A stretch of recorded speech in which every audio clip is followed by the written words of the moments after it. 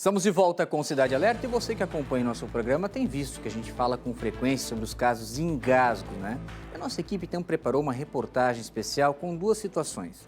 De uma criança de apenas 20 dias, que foi salva, e a outra, infelizmente, que não resistiu e morreu no ano passado. Essa criança é filha do lateral esquerdo do Avaí Natanael e da Priscila. E eles conversaram com exclusividade pela primeira vez, abrindo a sua casa para a nossa equipe e trazendo essa informação importante, que fica o alerta. Vejam só.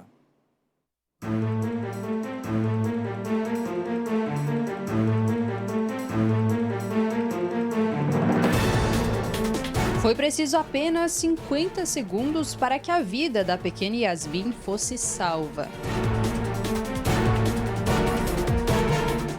Com apenas 20 dias de vida, a bebê foi vítima de um engasgo.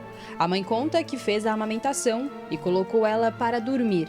Quando perceberam, a criança estava passando mal, sem conseguir respirar. Os pais se deslocaram às pressas para um posto da Polícia Militar Rodoviária em Concórdia. Foi o agente Rafael que estava de plantão naquela noite e realizou as manobras para desengasgar a pequena. É normal de acontecer, às vezes o pessoal tem algum problema, está passando mal, para receber um atendimento ou até para que a gente chame o serviço especializado, né, o SAMU, os bombeiros. No ano passado a gente recebeu um treinamento específico dos bombeiros militares, né, nossos colegas, para fazer esse tipo de atendimento, para fazer esse tipo de auxílio, né, que é um prazer para nós, né, poder salvar uma vida. O posto policial fica a cerca de 5 quilômetros da casa da família. Depois que a bebê foi reanimada, ela foi encaminhada ao hospital junto com a mãe, passou por exames e foi liberada. Uma coisa muito assustadora, assim, coisa que acho que ninguém devia passar na vida, porque é muito sofrido.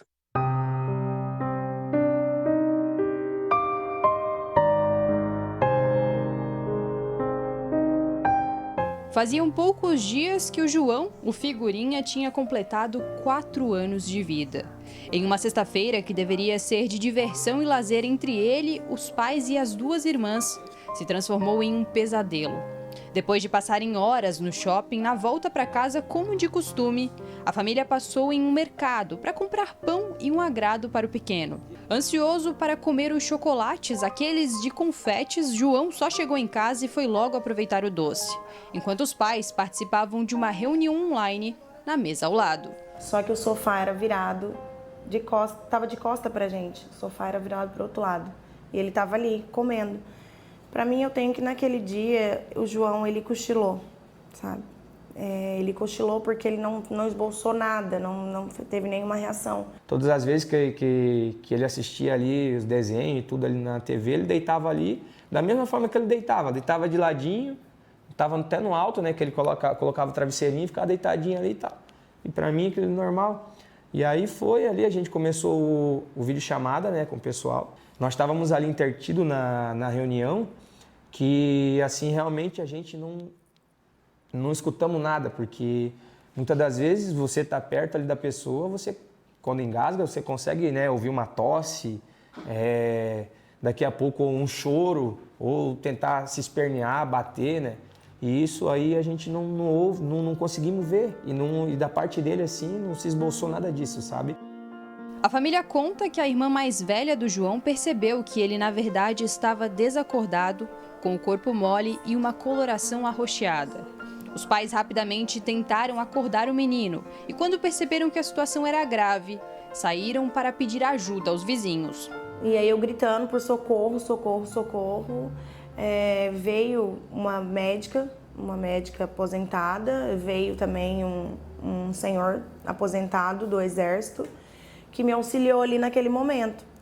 E aí eu falei que ele estava engasgado, começou ali as manobras de desengasgue, batendo nas costinhas, não deu certo a princípio. Aí ele fez o modelo colchãozinho, né, que vira assim e pega na boca do estômago ali. E aí foi quando ele voltou, voltou tudo, inclusive voltou até o petit gâteau que ele tinha comido no shopping. Mas foi quando ele não voltou à consciência dele e em seguida ali ele teve a primeira parada cardíaca. Durante as tentativas dos vizinhos, uma equipe médica já auxiliava a família por telefone e uma ambulância estava a caminho. O João foi encaminhado ao Hospital Infantil Joana de Guzmão, porém, durante o trajeto, ele teve a segunda parada cardíaca. Naquela noite de sexta-feira, foram pelo menos outras 4. E já não respondia mais. Então, ele já chegou ali em estado muito grave, gravíssimo, né? E, assim, pra gente, foi como um baque. Porque o João sempre foi um menino muito sadio, muito saudável, cheio de vida, né? E aqui, tudo que aconteceu ali de instante antes, naquele mesmo dia, estava sendo uma despedida que a gente não estava imaginando, a gente não esperava. No dia 16 de julho do ano passado, o João faleceu. O engasgo foi confirmado pelo Instituto Médico Legal. Apesar de todos os esforços da equipe médica, a criança não resistiu. Após pouco mais de 7 meses dessa fatalidade, essa é a primeira vez que a família falou publicamente sobre o ocorrido. O Natanael, que é lateral esquerdo do Avaí Futebol Clube, na época recebeu apoio dos colegas e também da torcida do Leão da Ilha.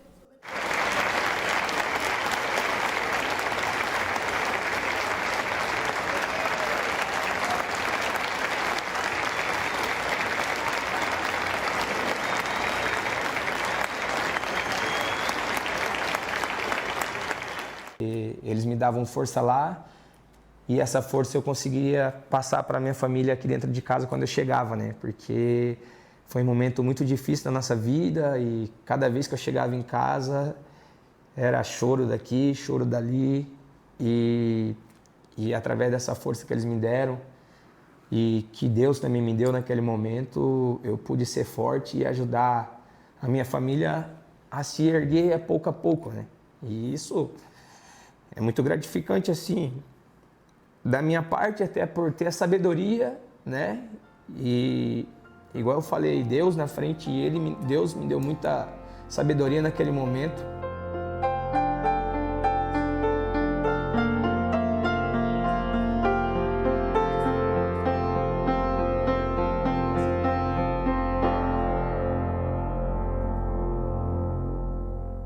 Para se ter uma ideia, entre os meses de janeiro e fevereiro deste ano, mais de 80 atendimentos pré-hospitalares foram registrados em Santa Catarina. Mas a grande questão é como agir em caso de emergência.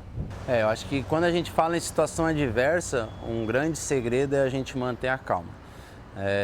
Sou pai, sei que é difícil, no momento que envolve um filho, um parente próximo, alguém especial, a gente conseguir se colocar numa situação de tranquilidade, mas é necessário para a vida daquela pessoa. A gente precisa respirar fundo, manter a calma e realizar os procedimentos, né? O principal dos procedimentos certamente é fazer o contato com a equipe especializada. Essa pessoa, se você não detém do conhecimento, através do telefone ela vai te orientar, vai te passar os passos a passos que devem ser realizados até a chegada da equipe no local. Muitas vezes esses passos vão salvar a vida antes mesmo que a gente chegue na cena.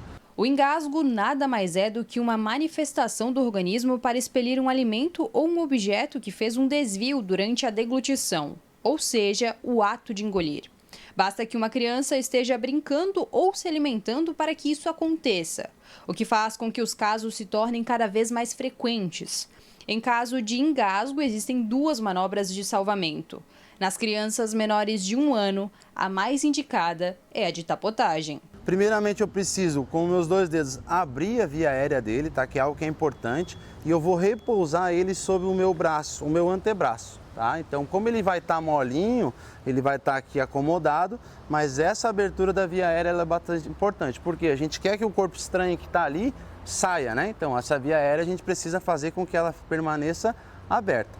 Outro fator importante é a angulação do meu braço, para que eu possa ter o auxílio da gravidade. Então, eu quero que ele fique um pouco mais com a cabeça abaixo da linha do tronco, para facilitar a saída desse corpo estranho ali. E aí, entre as 2 escápulas que ele tem, eu vou realizar as tapotagens, tá? A mão semiconchada, vou fazer 5 tapotagens, tá? Sempre observando se entre cada tapotagem o corpo estranho não saiu, né? Ele pode sair e eu visualizar, como também eu posso ter uma resposta desse bebê através do choro, né? Da movimentação que realmente ele voltou a respirar. Fiz as 5 tapotagens e não presenciei isso que a gente acabou de falar. Eu vou repousar ele sobre o meu outro braço, né?